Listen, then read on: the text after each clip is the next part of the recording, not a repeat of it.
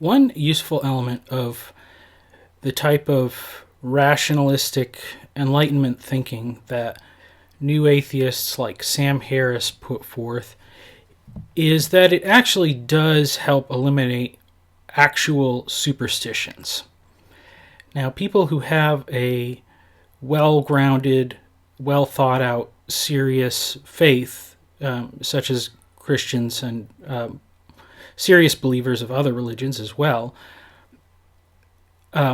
take offense at the insistence that someone like Sam Harris conflates all religions with superstition. But I think that it's not hard to say that if we look at the most primitive people that are the most bound by actual superstitious beliefs about how reality works, modern thinking does bring some advancement. And, the obvious kind of example that you can look at is if you research these cargo cults.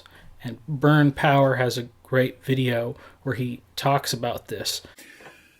Well, cargo cults are a religious system of reinterpretation. In fact, the cargo cult is a kind of proto-postmodern religion. Each little cargo cult lives with a slightly different interpretation of technological modernity. So there is, for instance, the Prince Philip cult, which worships the still alive, aging Prince Philip of Great Britain, Queen Elizabeth II's husband. There's also a very interesting cult called the John Frum cult, which was probably started when someone from one of these Melanesian tribes in Vanuatu met a black man from the U.S. Army who was there probably clearing a runway. And when they asked him, like who he was or something, he said something like, I'm John from Chicago or John from Memphis. Said something like that. But they just heard John Frum. And in fact, let's look at these cults for a minute and just a couple clips that'll help you to understand these cults and see what we think about them. During World War II, American troops created air bases on remote Pacific islands. To natives who had never witnessed advanced technology, the sight of giant metal birds touching down looked to them as if the gods themselves had turned the Earth into a planetary pit stop. They would see these big planes land, and it was all technology that just was out of the sky. They didn't know how these things worked, but they could see them land. And what they liked about it was they were getting free stuff. They were getting cargo. Suddenly, when the war was over, all these airstrips were abandoned and everyone left. And the islanders scratched their heads and they all said to themselves, wow, wasn't it great when all these planes came out of the sky and gave us free cans of corned beef and stuff? We really liked that cargo. Entire religions sprung up from this, where priests actually said, yes, that was our dead ancestors sending us cargo. So what they did then was they began going to the old airstrips and they would build mock wooden airplanes to try and get those planes to come back from the sky and deliver the cans of corned beef to them again.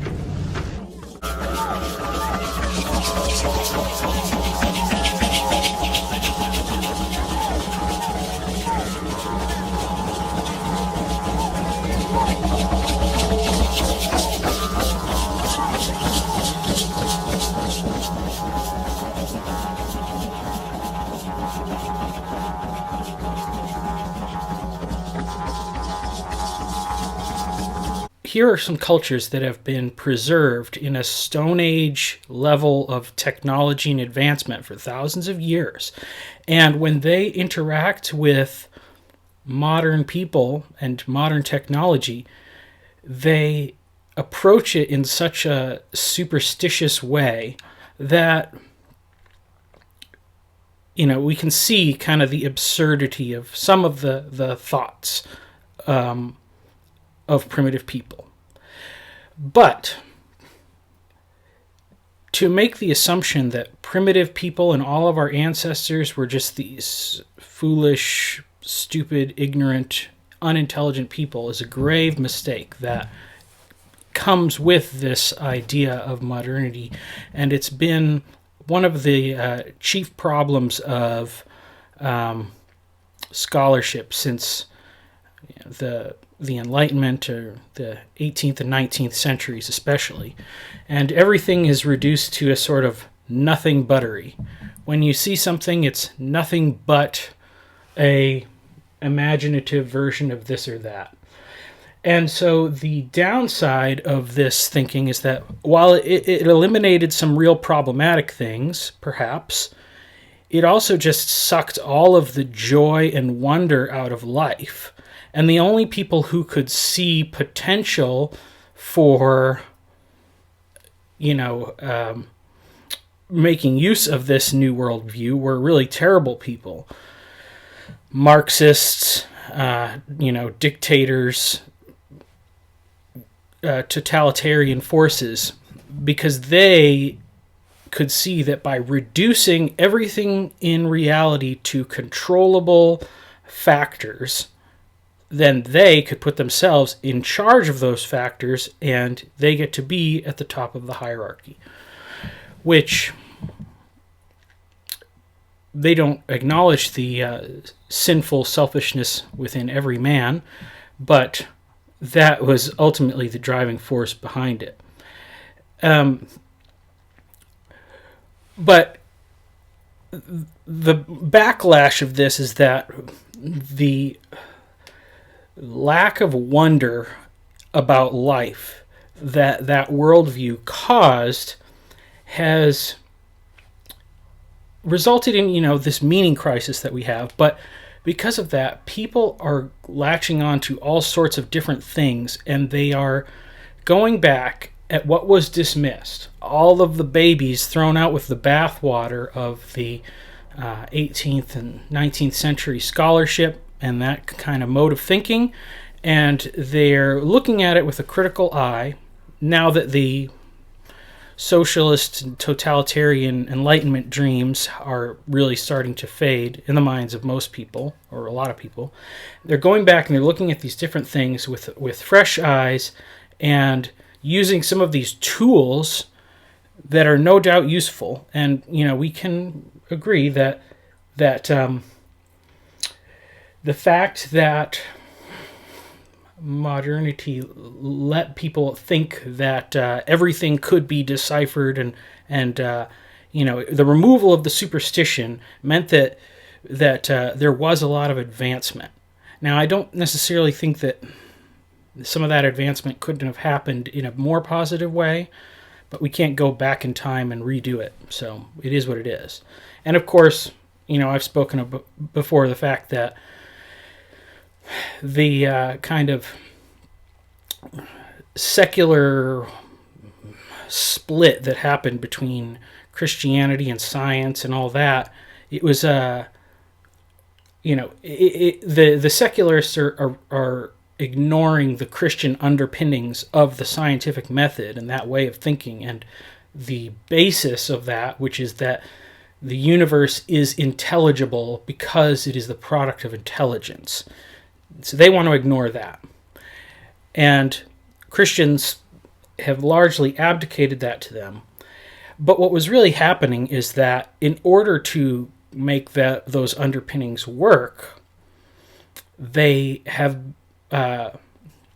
secularism, scientific community, Darwinism, were really shaping a mythology. And they were building a world, and they were building a world which started,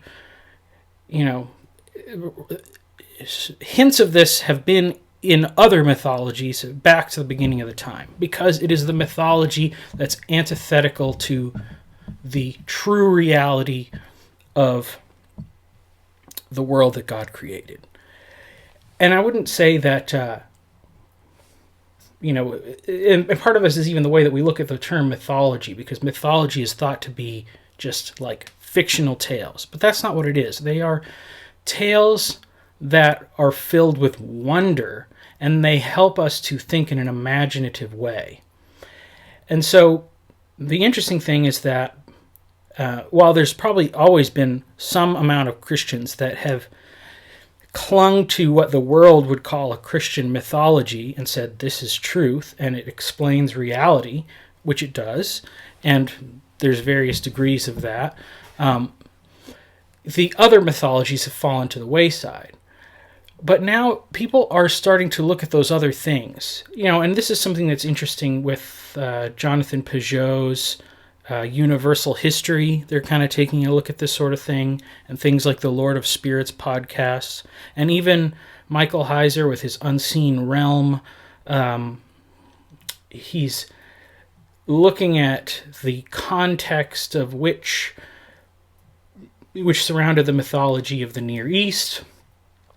But I think that, we can look further afield, and some people are, and, if we can reject this assumption that our ancestors were somehow more primitive than us or less intelligent, as human beings, they had all the same faculties and ability to observe the world and make inferences about what they see and how things work and cause and effect and all this. And if we believe that, then we can learn a great deal from those other mythological stories and those frameworks and the ways that those other people lived. And I think recently I've been looking at some of the work of Graham Hancock and Randall Carlson, which I discovered through the Joe Rogan podcast as the clips. Some of them are several years old. And, it's interesting because they are kind of representing a middle ground between the mainstream scientific consensus and the biblical literalists, and there's a lot of similar blending between the both of them. And so, as an example, Randall Carlson has this project, and he's looking at these histories of Plato, where he talks about Atlantis and this thing that everybody says is a legend, and he's using the most up-to-date knowledge that we have of geology, how the world works, how catastrophic events, impacts from outer space, have shaped our Earth, and he's kind of mapping those events into this mythology. And he's even showing how some of these stories about gods and these different items and things are really narrative interpretations of actual events that were happening in the solar system at the time of catastrophic events, which is a fascinating thing. And of course, the Bible tells us that ancient man did have a lot of knowledge of certain technologies, metalworking, astronomy, navigation, and these things in the biblical narrative happen much earlier than what, say, the archaeologists and anthropologists that are basing everything on the super long time scale of Darwinism, because they have to, in a sense, have a steady progression from chimpanzee-like creature to modern man. And so, because the functional gap is so long, it just is, it's got to, because the difference is so great that it necessitates a very long period of time. And so at what point do you say, we had real humans, and how far back does that go? And it's fascinating how authoritatively certain people will speak about these things with a very distinct lack of physical evidence, and written evidence, from our ancestors. Like, suddenly, magically, we all have civilization all over the world popping up at the exact same time, like 10,000 years ago or so. And yet there's supposedly like another 100,000 years of human history preceding that we were just basically like monkeys with stone tools or something. So there's the body of evidence compared to the relative span of time at which evidence would be able to be created is not in a good balance. So the interesting thing is that both Graham Hancock and Randall Carlson, and I would say a lot of other people in this sort of new agey pseudoscience, if you want to call it, realm, they are all kind of including also this idea of psychedelics, and they're very intrigued by the use of psychedelics in ancient society, and they're accrediting some of their own personal experiences with psychedelics to giving them this kind of wake up. That we're finding these therapies for people that went to war, and these therapies, the best ones are psychedelics. Yeah. Which is really amazing. Well, in my own case, I basically went from essentially being a juvenile delinquent to the quest for God in one weekend after my first. Basically. So wow. It was that quick. A lot of people have had the same story. Well, I think I stand by all the statements I said in my video about psychedelics in use of the church. I think that if it helps people to break out of the modernist frame, I'm not opposed to it in a secular society, that people should be exposed to these things. Now, of course, if your presuppositions are so ingrained in believing in materialism and material cause and effect of everything, psychedelics may not budget. Because apparently Sam Harris has taken psychedelics, but he's just perfectly acceptable with believing that whatever experiences occurred are simply the result of chemical changes in his brain. And so they can't unseat certain assumptions in certain people. But it does seem to have a profound effect on other people.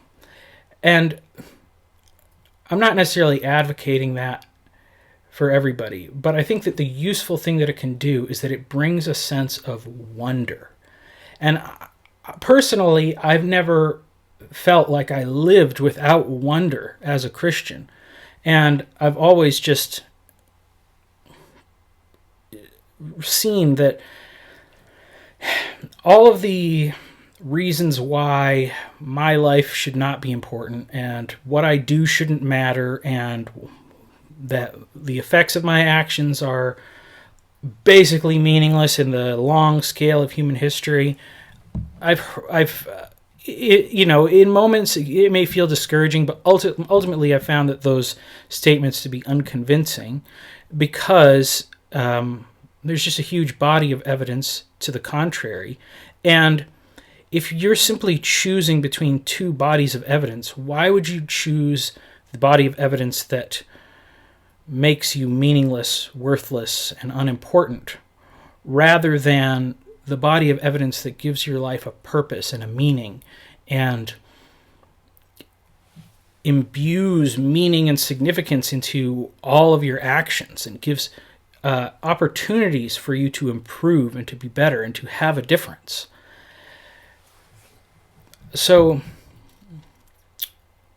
that's somewhat of a seeing. So in that sense, I celebrate the things that are happening, even though, I don't think they're necessarily all the way perfect. I don't think that Christians should make the same mistake that the rationalist, modern Enlightenment type thinking people do of throwing all babies out with bathwater because they found this or that fact that contradicts X and Y proof found in the Bible, etc., etc., etc.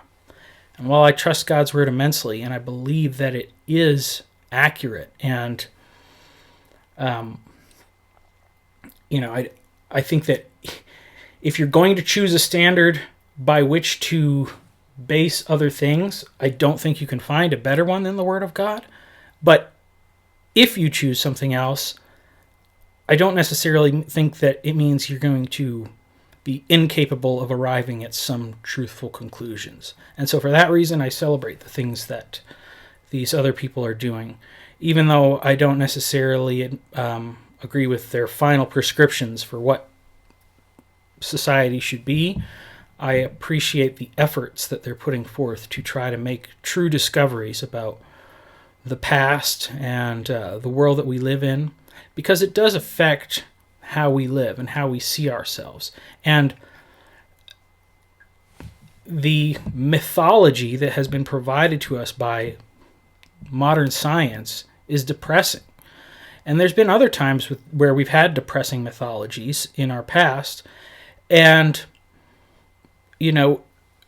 God brings something better along, because even the imperfect religions of the past were better than the brutal things that came before them. And so, Jordan Peterson talks about how a child can't necessarily look at an adult and figure out how to emulate them exactly. Kids try to do this a little bit with their fathers and mothers, but parents, without thinking, tend to speak to their children in a way that's just a little bit more advanced than what they are capable of. And so once you have two children, or you see your child playing with other children, you see a child looking at a kid who's a year or two older than them, then that's like they can really see the potential, because that person it's not an insurmountable gap. It's a little bit of a gap. It's a little bit of enough to look at that person and wonder if you could do that and if you could be like that person, and it helps them to grow. And so I think that as we look along the scale of history, I personally think that Christianity has become, in many ways, better and more helpful along the centuries. And as a Protestant, I am biased in that, but I think that over time, the church progressed and the teachings progressed, and I don't think we should stay camped out in the 1500s or the 1600s or any of that. I think that we need to continue to learn from each other and develop our ideas, and sometimes we develop these ideas in separate places, and you have these churches interacting that have been hostile towards each other for hundreds of years, and in that time they were all learning and growing in different ways, and now that they begin to interact with one another again, it's not the same thing.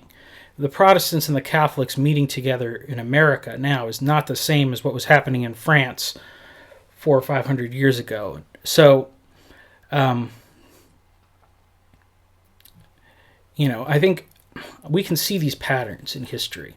And it's important that people look at them in Christendom, but it's exciting to see these other people that are looking at them in other places, in the Americas and in ancient Greece and through these other things, and seeing how we can kind of learn to look at our past, our history more globally, and see that God was active and God was doing things in places that we had no awareness of. And as many wise people have said, the Bible is true, but it's not exhaustive. Everything that's in it we can rely on as true, but it doesn't mean that all truth is contained within it. So we may discover things that the Bible doesn't speak about. We have, and we will continue to. But just because they're not in there, it doesn't mean it contradicts what's in here. So I think it's a group effort. The internet is an amazing thing for kind of helping us piece together these puzzles, but I'm excited for discoveries like that into the future. And especially, even if we don't necessarily get the concrete things, I think it's enough to say, this oppressive mythology of our insignificance is not impenetrable.